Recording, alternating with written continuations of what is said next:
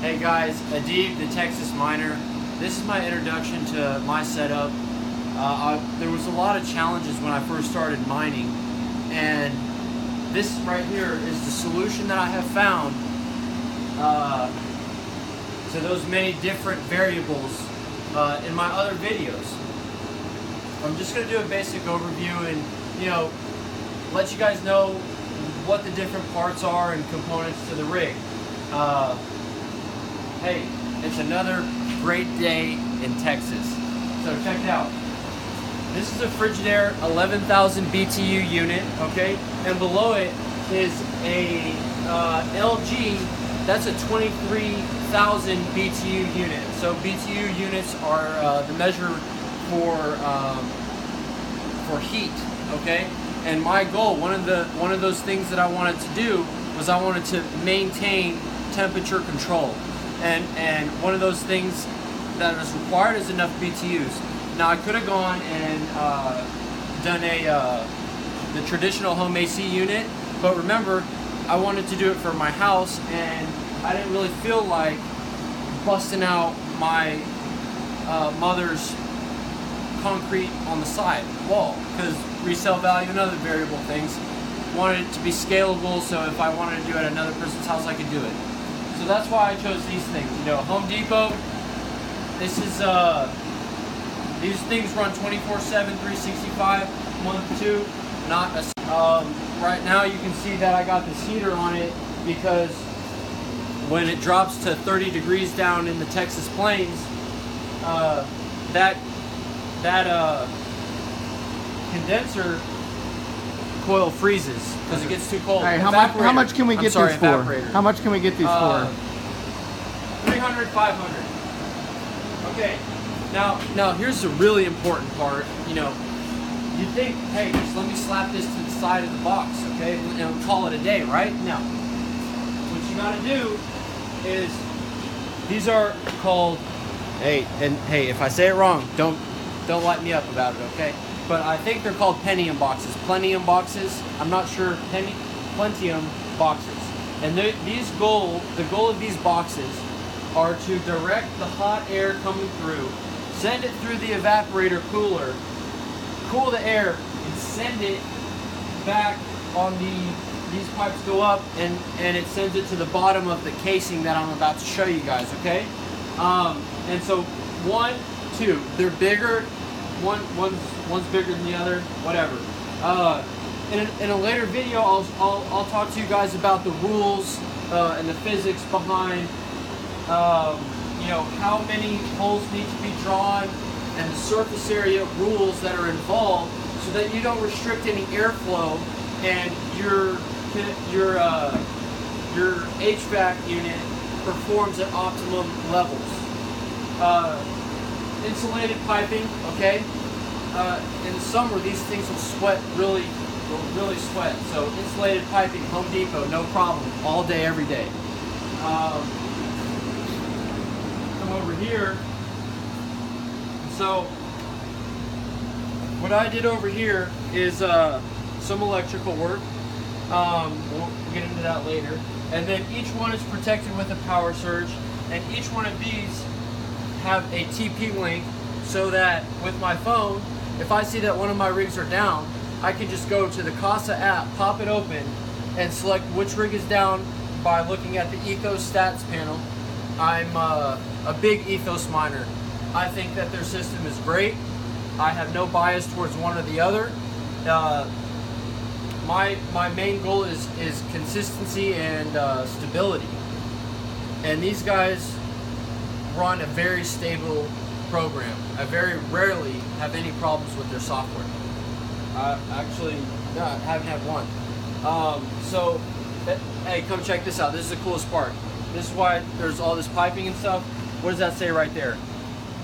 63 degrees. All right, I maintain temperature control. You guys want to see what's under the hood? This is where the magic happens. Look, I got 1, 2, 3, 4, and then a second layer to make 8. I have 48 GPUs in this box, okay? This material right here that you see, hey, in my other life, I'm a commercial roofer, and Onyx Construction, DFW Roofing. I work with a man named Jeff Rogers.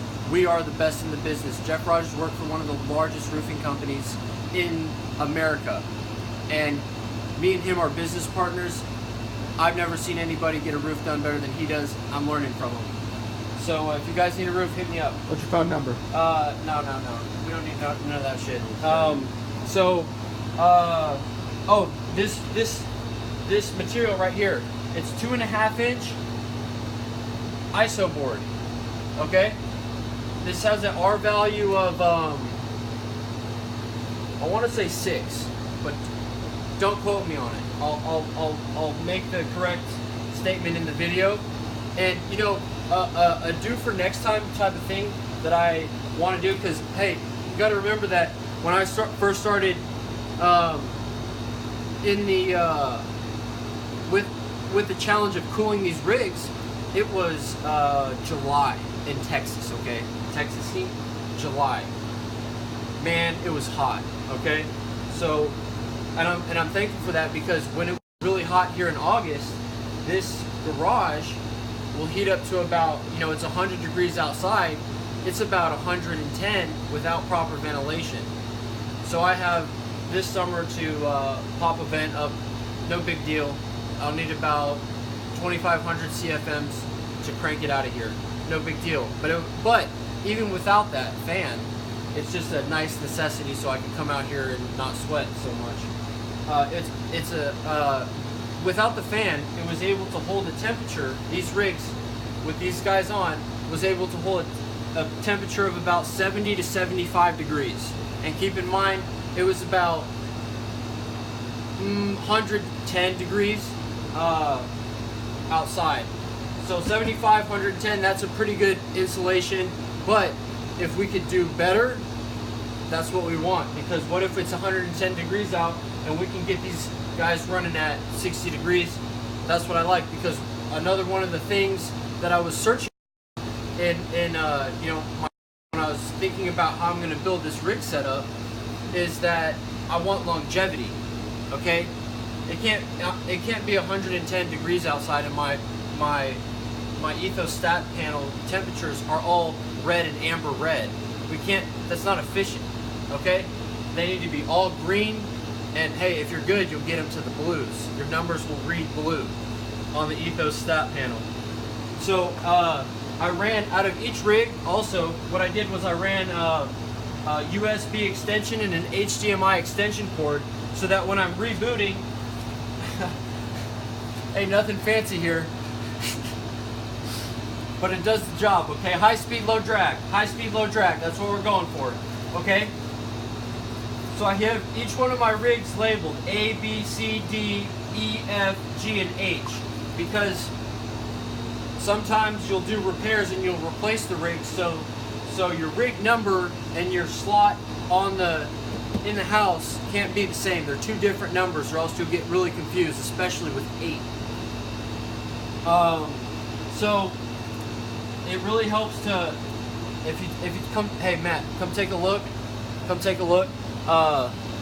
See how these are labeled H and G? Guys, hey, I can't tell you how much time this has saved me doing this. When you're doing it with more than 4, more than 5 rigs, and you're diagnosing problems and you're trying to get everything up and running, this saves so much time. USB extension cord, HDMI extension cord, and then you connect all the cords right here like this. Okay? So much time. I can get this whole thing up and running in less than 10 minutes if I need to do a full restart. Because believe me, when you're trying to get this rocket pumping and the thrusters moving, there's a lot of technical difficulties, okay? It takes a lot of work to get all rockets 100%. But hey, it's fun. It is fun. I'll tell you something, that this is the funnest thing I've ever done in my entire life. Hey guys, this is my setup. Those are the basics behind it. Texas Miner. If you guys hey, if you guys liked the video, go ahead and give me a like below. If you didn't like it, hey, no problem. Shoot your comment. Let me know what I can do better next time, okay? I'll see you guys on the next video. Bye.